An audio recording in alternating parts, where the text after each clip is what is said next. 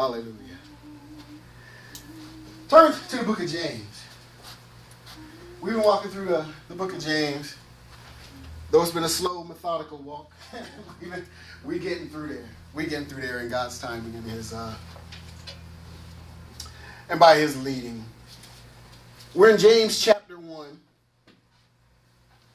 And again, just by means of background, James is often referred to as the Proverbs of the New Testament.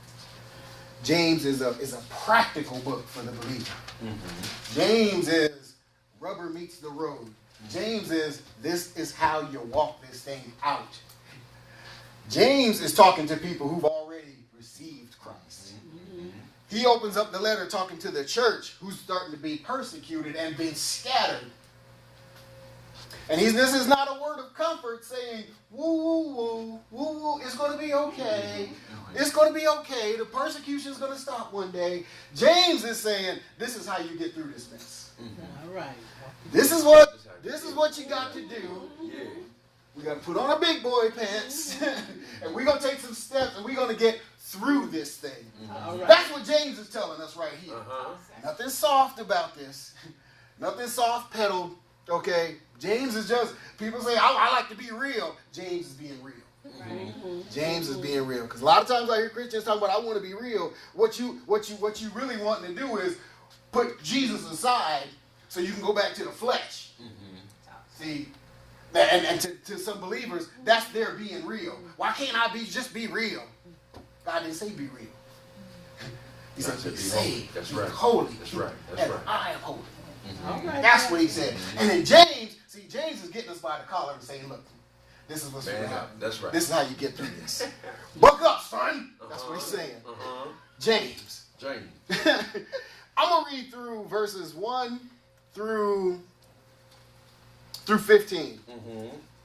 And we're going to concentrate on today as we walk through. We're just going to cover verses 13 through 15. But I'm going to read 1 through 15 so we get a full context on this. Amen. Mm-hmm. James chapter 1, verses 1 through 15. I'm reading from the King James Version. It says, James, a servant of God and of the Lord Jesus Christ, to the 12 tribes which are scattered abroad. Mm-hmm. Greeting. My brethren, count it all joy when you fall into diverse temptations, knowing this, that the trying of your faith worketh patience. But let patience have her perfect work, that ye may be perfect and entire, wanting nothing. Mm-hmm. If any of you lack wisdom, let him ask. Let him ask of God, that giveth to all men liberally and upbraideth not, and it shall be given to him. But let him ask in faith, nothing wavering. For he that wavereth is like a wave of the sea, driven with the wind and tossed. For let not man think that he shall receive anything of the Lord. Let not that man think that he shall receive anything of the Lord. A double-minded man is unstable in all his ways. Let the brother of low degree rejoice in that he is exalted, but the rich in that he is made low. Because as the flower of the grass, he shall pass away. For the sun is no sooner risen with a burning heat, but it withereth the grass, and the flower thereof falleth, and the grace of the fashion of it perisheth.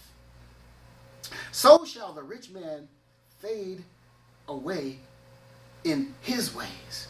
Blessed is the man that endureth temptation, for when he is tried, he shall receive the crown of life, which the Lord has promised to them that love him. Let no man say when he is tempted, I am tempted of God. For God cannot be tempted with evil, neither tempteth he any man. But every man is tempted when he is drawn away of his own lust and enticed. Then when lust hath conceived, it bringeth forth sin, and sin, when it is finished, bringeth forth death. Mm-hmm. And there we have it. Get ready. There's so much that James talks about in the verses leading up to this one, to this passage that we're going to be talking about today. We talked last week about, we just focused on verse 12 last week. Blessed is the man that endureth temptation, for when he is tried, he shall receive the crown of life which the Lord has promised to them that love him. Blessed is the man that endureth temptation. Last week, the man that endured temptation, those were external forces trying to work their way in. Mm-hmm. Those external temptations. Those ones that we don't control. Mm-hmm. Those ones that on the path of life, on the path of righteousness that God is leading us down, mm-hmm. the enemy has access to that path. And God's going to direct our steps. He's going to order our steps. The steps of the righteous man are ordered by God.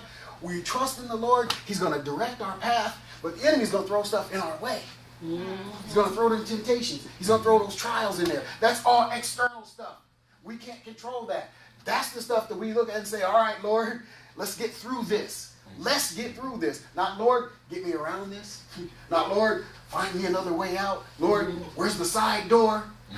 Lord, let me moonwalk up out of here, God. No, you didn't call for none of that. Especially because I can't get up for one. But he didn't call for us to do any of that. On this path of righteousness, the path of righteousness is leading to God, and the enemy's throwing things in the way. He wants us to not continue. He wants us to not proceed. He wants us to get off that path. So he's going to throw all those things in the way. But our attitude has to be, there's something in the way. God, get us through this. God, get us through this. We go through the valley of the shadow of death. We go through this. We go through this. So all the external stuff, God wants us to get through that. This week, verses 13 through 15, the internal stuff. We say anything can happen in here. Guess what? Anything can happen in here. Now we're about to know why. So let me read those verses now. Let no man say when he is tempted, I am tempted of God, for God cannot be tempted with evil. Neither tempteth he any man. But every man is tempted when he is drawn away of his own lust and enticed. Then when lust has conceived, it bringeth forth sin. And sin, when it is finished, bringeth forth death. Ooh, watch out now. So he opens up with saying, let no man say when he is tempted. When, not if. Let no man say when he is tempted. There's no sin in being tempted because temptation is coming. There's no sin in being tempted. Let no man say when he is tempted. God does not tempt us. Temptation from in this version, or excuse me, when I am tempted, is the Greek word peirazo, P-E-I-R-A-Z-O. Tempted, enticed. Tempted is being lured into doing something wrong. Temptation always is to go against where you're standing. It's to get you to turn away from what you're doing now. Into the bad. Always into the bad. Tempted. I've never been tempted to go in and just paint somebody's house, because that would be a good thing, right? That's not a temptation. That's an inspiration. That's an encouragement to do that. There's no sin in painting somebody's house unless they don't want their house painted, unless you're painting a house color that they don't want, unless you vandalize it. Now you're being tempted. Now you're being tempted. But see, temptation is always into the bad. God's not going to lead us to do something bad. He's not going to lead us to do something bad. Don't say God is tempting me. Because for one, God can't be tempted with evil. Evil is wicked. Evil is the absence of God. All right. We can't tempt God with his absence. It don't even make sense. God cannot be tempted with evil. God is above everything. He created everything. He knows it all. He knows what's going to happen in the end because he already worked that out. And he's getting us there. Nobody in creation, not the devil himself, can go up to God talking about, hey, feel like going and doing a little dirt over here. He can't do it. God can't be tempted with evil. He cannot be tempted with evil. So by the same token, he's not going to tempt us to do any evil. All right. He wants us to love as he loved. He wants us to give as he gives. He wants us to forgive as he forgives. Forgive us our trespasses as we forgive those who trespass against. He's setting the pattern. Everything that he wants done, he's done. Everything he wants us to do, he has done. Everything he wants and needs us to do, he sent Christ to put on flesh to show us how to do it in the flesh. While wearing flesh, not in the flesh, okay? In spite of the flesh, that's the best way to put it. But he's not going to tempt us to do evil. So when temptation comes, let no man say when he is tempted that I'm being tempted of God, because God's not going to tempt us to do something in the wrong. He's not going to tempt us to do the illegal. He's not going to tempt us to do. But here we have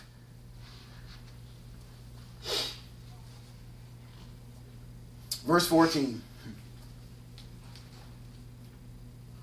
Practical now. Rubber meets the road stuff. But every man is tempted. But every man is tempted. Don't care who you are. Don't care what your status is. From the highest prophet, evangelist, whatever title, PhD, MD, Right. DDS, ADD, whatever it is, title you have, you've been tempted. All right. You've been, you are, you have been, and you will be. Every man is tempted. Okay? So that's established. Every man is tempted. Every man is tempted. When he is drawn away of his own lust. Every man is tempted when he is drawn away of his own lust. Walking along, okay? If I'm walking this path and I see my favorite food over here, but I know I got to get over there. Okay? I'm tempted when I see it. It's over there. I got to get over here. The food is a temptation. But I'm tempted when I'm drawn away of my own lust. Of my desire for this Little Caesars thin crust pizza. Hallelujah. See? And then, it's not just Little Caesars. And then there's a liter of A&W sparkling vanilla cream soda sitting next to it. Behind that is a piece of cake. Okay, so I'm tempted when I'm drawn away. Now, if what I'm thinking, if what's going on in here, remember anything can happen in here. That works both ways. But if I'm on the path and I'm thinking, I gotta get to my destination. I can't stray from the path. I cannot stray. God is going to get me through. God, we're getting through this. I'm left, right, and I'm left, right, and I'm pressing on, and I'm pressing towards the goal. But if I'm pressing towards the goal, and there's something inside of me saying, man, we've been on this path a while. We're still not there yet. We don't know how long we're going to get there. We don't know how long it's going to take to get there. So, I wonder when the next meal is. I wonder. So in here, things are already going on. In here, things are already happening. In here, basically, is where it's going on. In here, anything can happen. In here, stuff is already starting to, I'm already starting to get off path. I'm already starting to get off mission. And as long as I keep stepping, I'm good. As long as I keep my eyes over here, I'm good. But if I notice that pizza, soda, the cake over there, and I keep pressing, still good. But I'm tempted when I'm drawn away, when my path veers, okay, my thoughts are already wavering. My eyes are over here, but because the thoughts are wavering and the eyes We go from peripheral to focus. Bang. And guess what? I'm drawn away of my own lust. I cannot be drawn away by something that's attractive to somebody else. You can't tempt me with chitlins. You can't do it. I can fast for 179 straight days. From chitlins. You cannot tempt me. You cannot tempt me with chitlins. It ain't gonna happen. I'm gonna go another 179 days. You can chase me with those. It's not gonna happen. But see, 3 days in, you come at me with a Snickers bar. We battling now. Because I like Snickers. I like Snickers. But I'm drawn away. See, again, on the path, things start going on up in here. Catch my eye, and I'm drawn away of my own lust. See, now I'm not just drawn away by my own lust. I've been tempted. We've had the perazzo happen. And now I'm drawn away of my own lust and enticed. I'm not just drawn away, but I'm enticed. See, to entice is along the same lines as being tempted. Tempted has a line of being tested, but enticed is like when it calls your name. See, we've all been in that place where a dessert called your name. Where something, you've been in the store saying, I'm just going in for this. And something else calls your name. See, I've been in the store going in for bread, but I passed them Pop-Tarts. And they're like, hey, Randy. What's up, bro? All right now, come on up, let's have. They high-fiving and everything. See, now I'm being enticed. I'm being enticed. There's a progression here. Temptation is going to happen. See, but then we're drawn away by it, of our own lust. And then we're enticed. That's the formula for failure. That's the formula. We're going to be tempted. That's cool. Because it's going to happen. Let no man say when he is tempted, but every man is tempted. But what we have to avoid is being drawn away of our own lust. Because our own lust is inside of us. Our own lust is the enemy's, one of the enemy's strongest weapons. Offense is his number one weapon. This is not the day for offense. Today is the day for our own lust. Because that's got to be number 1A on the list. What we desire, our lust, what we desire after, that draws us away. And then once we're drawn away of our own lust, now we begin to be enticed. There's a progression there. There's a serious progression there. See, verse 15 says, then, see, now we're in math. We don't use math in everyday life? No, yeah, math. Then, T-H-E-N, that's math. Because that's the next sequence in the formula. Then, when lust hath conceived,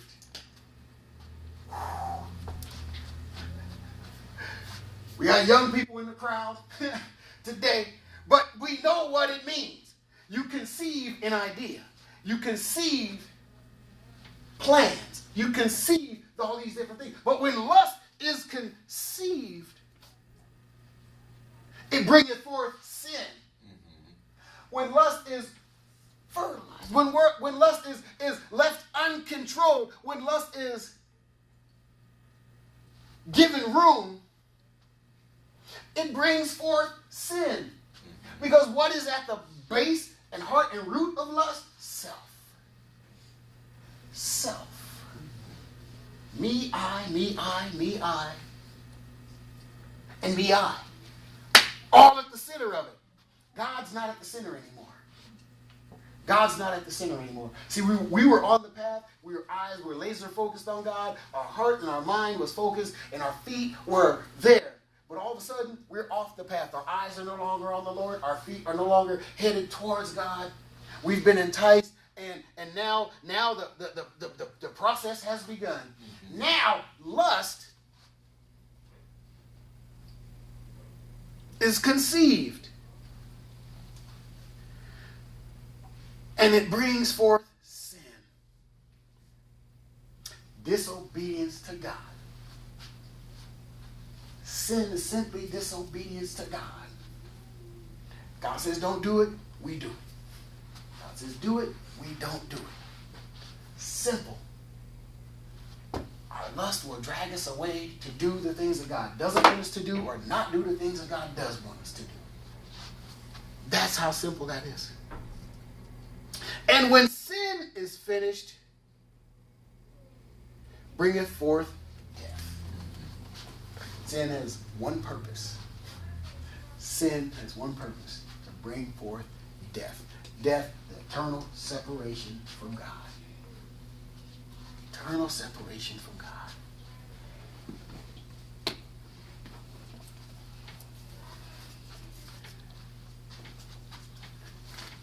But God, being the God that he is, being the blueprint designer, the ultimate plan maker, already knew from the garden what would happen there because he knows the end from the beginning. So, being that, and he's a very thorough God, he's already made a way. He's a way maker. Remember the song we used to sing at Seymour? Yeah. Way maker? Yeah. Way, yeah. Don't get me started. But he's a Maywaker. He's a way maker. Yeah. The other song we sing, you made a way. When our back was against the wall and it looked as if it was over, you made a way. God is in this thing. He's in it to win it. And if he's in it to win it, we're on his side. We're in it to win it as well. But here it is. What we're saying is he's already given us the keys to victory. He's already given us the keys to victory. He told us in 2 Corinthians chapter 10, verse 5. Casting down imaginations and every high thing that exalts itself against the knowledge of God. Against the knowledge of God. Against the knowledge that God has given us. And the experiences and everything that he's done for us, that set us up against that. And the very knowledge of God himself. So we cast down those imaginations. We cast them down so we can put them under our feet. But we cast those things down. And we bring into captivity every thought. Every thought to the obedience of Christ.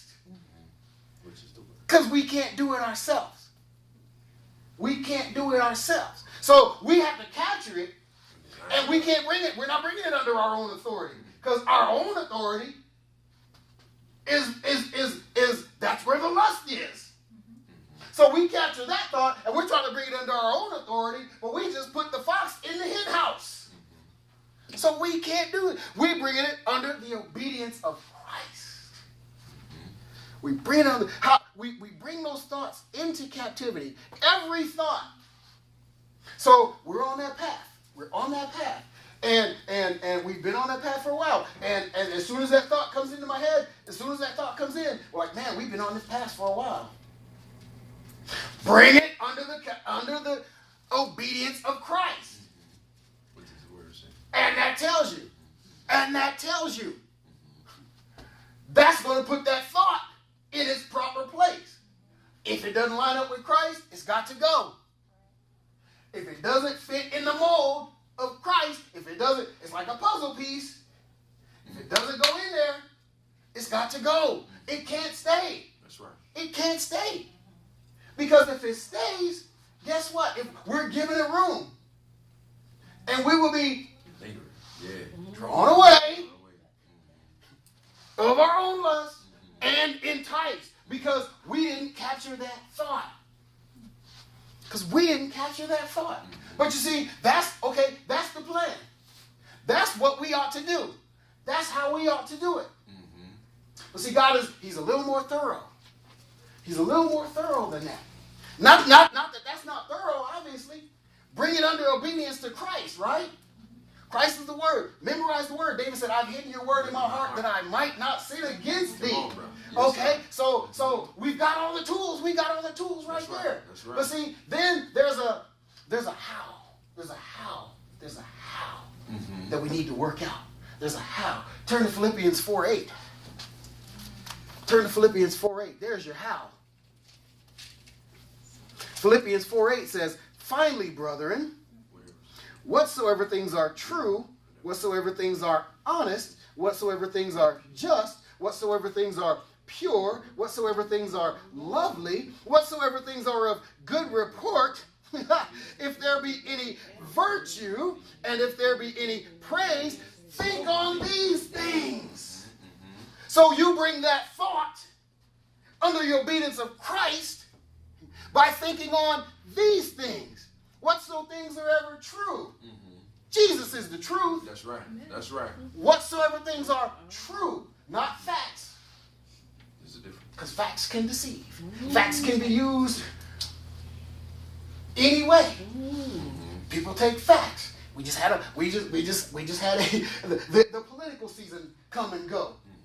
Folks were taking facts, actual facts, and using them however they wanted to.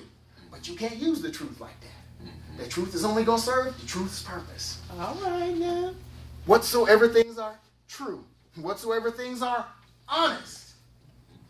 See, whatsoever things are honest says if somebody is coming at you a certain way, you think the honest thing based on the word. What does love do? Come on, bro. What does love do? I have to love them. No matter what vein it is they're coming in, because you got to love God first. You got to love your enemy as yourself. And you got to love your neighbor as yourself. And you got to love your enemy.